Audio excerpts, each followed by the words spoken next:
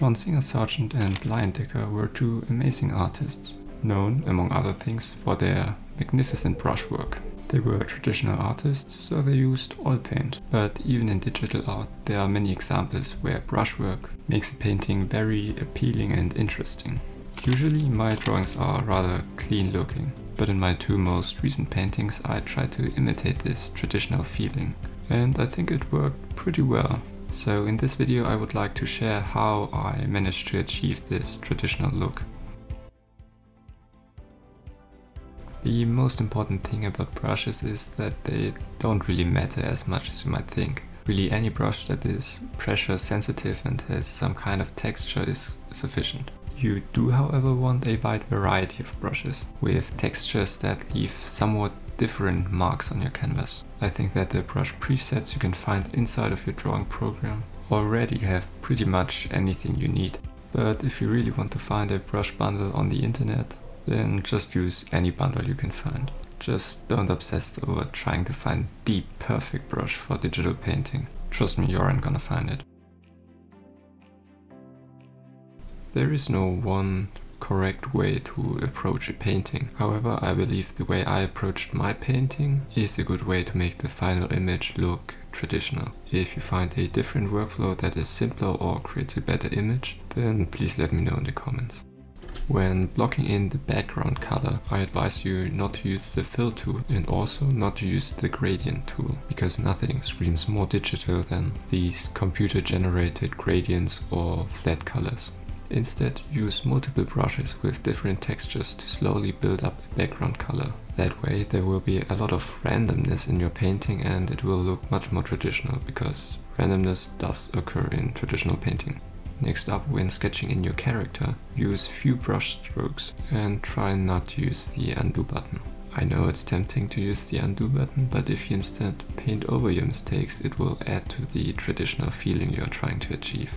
Once the sketch is done, you are going to block in your base color. Personally, I like to use a desaturated base color, which is neither as light as the light color and not as dark as the shadow color. That way I can slowly build up both the light and the dark colors. Then after that is done, you can block in the light and dark colors, but when creating transitions, try not to use the airbrush or smudge tool. Instead use the painter brushes, because perfectly smooth transitions feel quite digital. Also, when you're blocking in the shapes, try not to zoom in, and only when you've established the larger shapes you can then zoom in to add the details. When refining the shadows, try to keep the different kinds of edges in mind. What I mean by that is try to have a healthy variety of hard, soft and gloss edges in your painting. Edges are really important, and I think they are one of the reasons why Singer Sargent's paintings look so appealing. All of these soft and gloss edges leave much to the viewer's imagination, whereas in digital painting all shapes are very clearly defined and your brain doesn't need to interpret the shapes, which is suitable for many purposes, but if you are trying to mimic traditional paintings, then try to use many soft and gloss edges.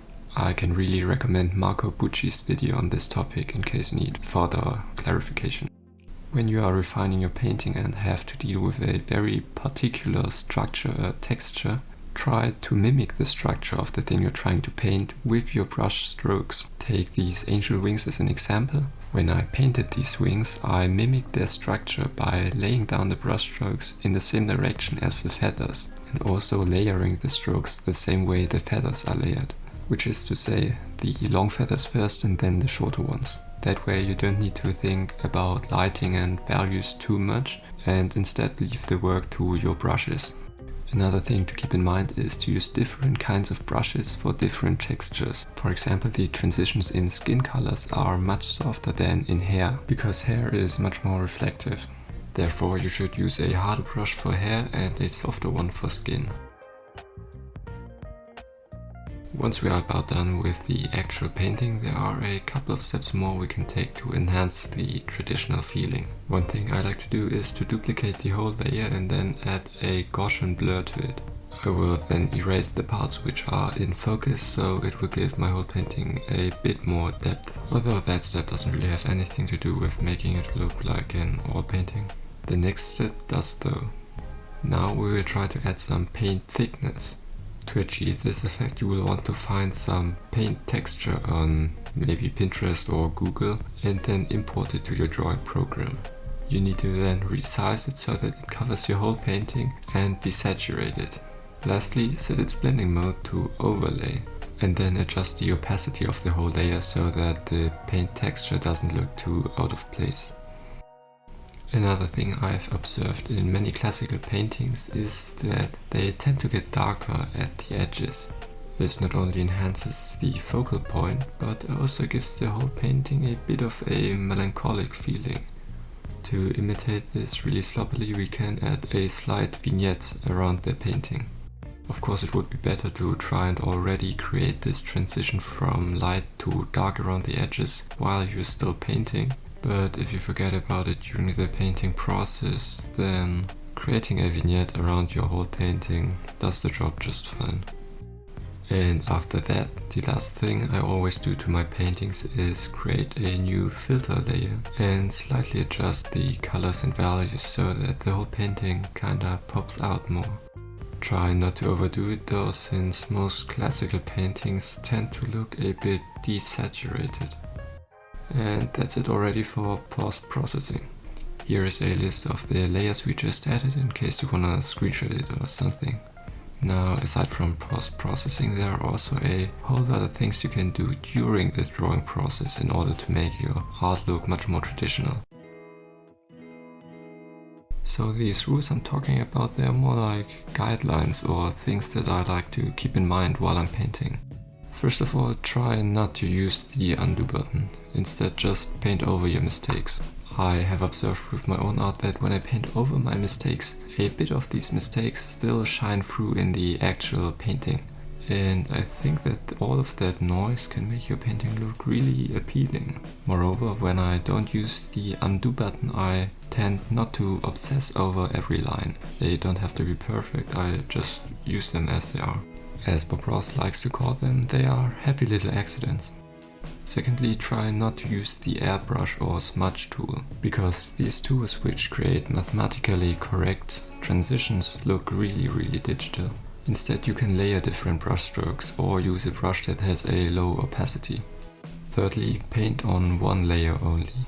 Not only is that the way traditional painters had to draw, but it also takes away a lot of the cleanness or perfection you often see in digital painting. Additionally, in the beginning stages of your painting, you should always be zoomed out, and only after having blocked in the major forms you can then zoom in to add the details. Otherwise, the lighting scenario or proportions might be off and you wouldn't even notice it because you're already focusing on the details. So that's not only a rule to apply when you're trying to achieve a traditional look, but also one to use when you're painting in general. Here is a list with all the points I just mentioned, because you might want to occasionally have a look at them while drawing. I know that at least I like to do that in order to keep all these guidelines in mind when painting. And that's it already for this video. If you create a painting based on this video, you could tag me on Instagram because I'd love to see your results. Or if you need some feedback on it, I'd be happy to help you out. Alright then, remember to drink water and maybe check out my other videos.